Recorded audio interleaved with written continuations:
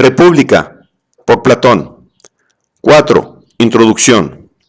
3. Tres temas de la República. 2. La dialéctica en la alegoría de la línea.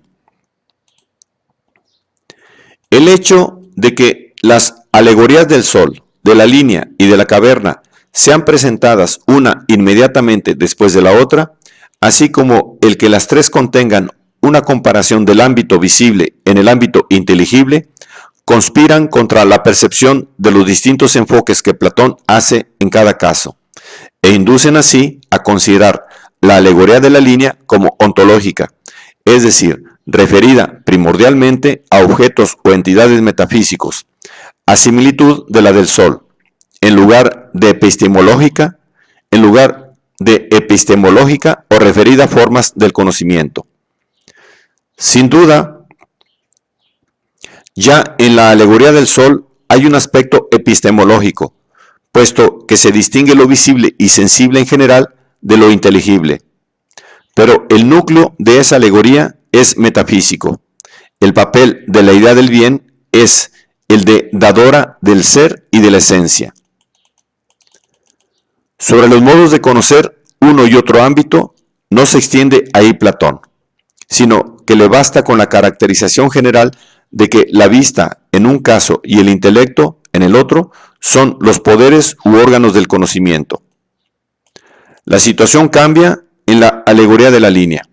La línea está subdividida en dos secciones, y cada una de estas en dos subsecciones, y cada una de las cuales corresponde un modo de conocimiento: inteligencia, pensamiento discursivo en el ámbito inteligible, creencia y conjetura en el ámbito visible.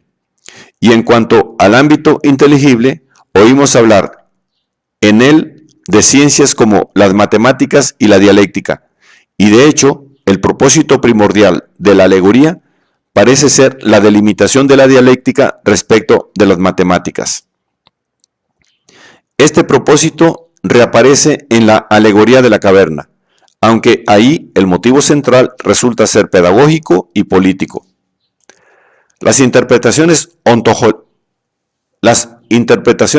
ontologizantes de la alegoría de la línea tienden a considerar a las dos secciones y 4 subsecciones de estas como pobladas por distintas clases de seres, la segunda de las cuales correspondería a las entidades matemáticas intermedias aludidas por Aristóteles en diversos pasajes, como por ejemplo, al lado de las cosas sensibles y de las ideas. Platón afirma que existen las cosas matemáticas, diferentes, por un lado, de las cosas sensibles, que son eternas e inmóviles, y por otro, de las ideas, en cuanto son una pluralidad de cosas semejantes, mientras que para cada cosa hay una sola idea. Esta interpretación, sostenida entre otros por James Adam, no se apoya ciertamente en ninguna expresión platónica referida a la segunda subsección de la línea, sino básicamente en dos hechos. 1. El de que en la tercera subsección se habla de los animales que viven en nuestro derredor, así como todo lo que crece, y también el género íntegro de cosas fabricadas por el hombre, es decir, de objetos o seres. Y 2. El de que el pensamiento discursivo, propio de la segunda subsección, es característico como algo intermedio entre la opinión y la inteligencia.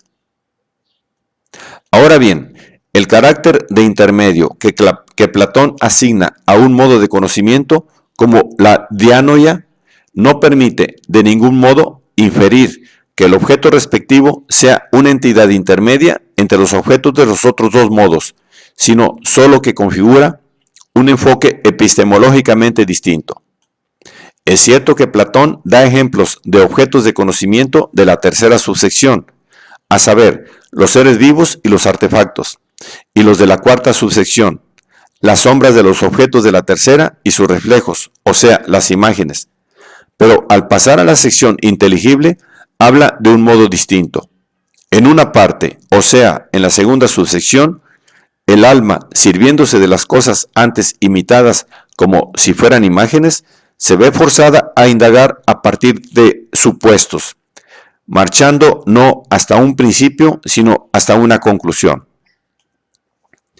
En la otra parte, esto es, en la primera subsección, avanza hasta un principio no supuesto, partiendo de un supuesto, y sin recurrir a imágenes, a diferencia del otro caso, efectuando el camino con ideas mismas y por medio de ideas. 510b. Como no se mencionan objetos específicos de cada subsección de la parte inteligible, el texto da lugar para que se interprete con natrop, que las hipótesis o supuestos sean ideas y éstas correspondan, por lo tanto, a la segunda subsección.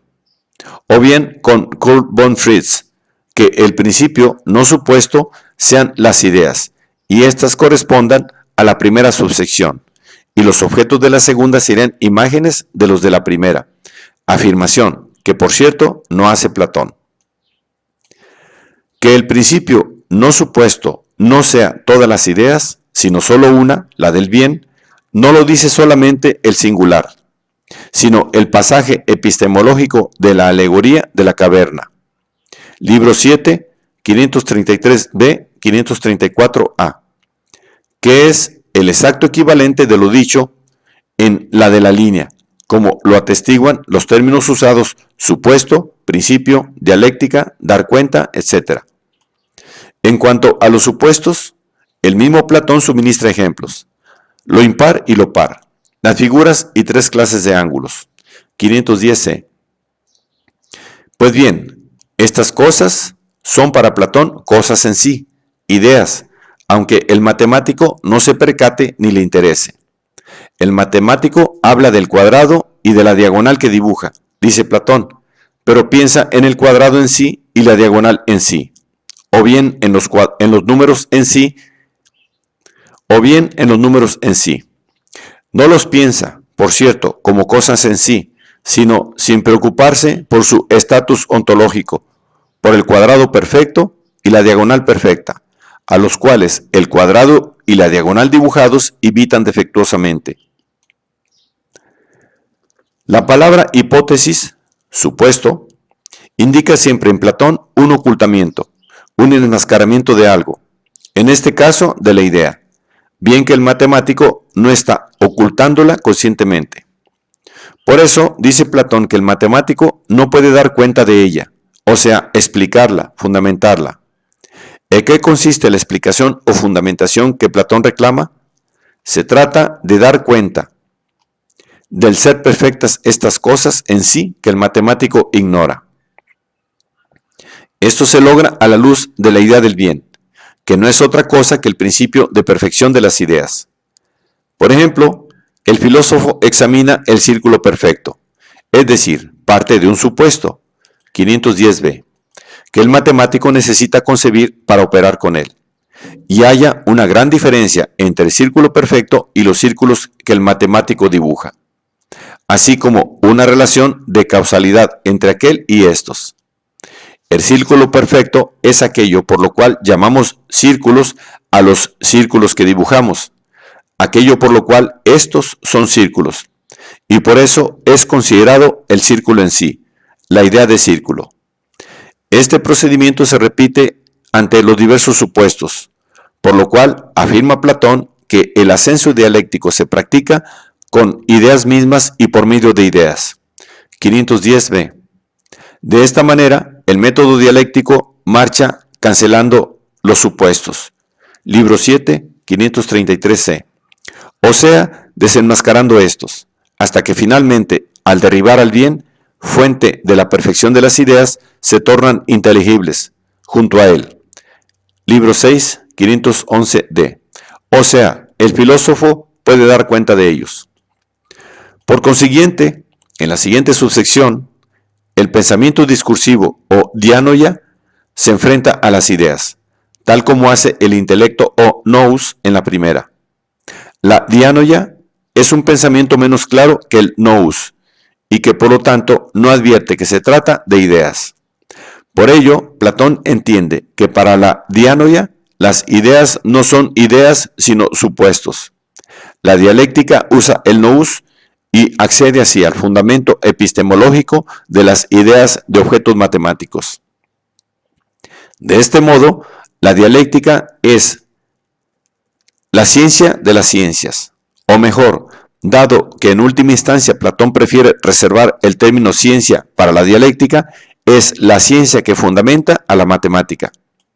Naturalmente, este papel epistemológico no es el único que cabe a la dialéctica, pero es el que Platón le confiere en la alegoría de la línea.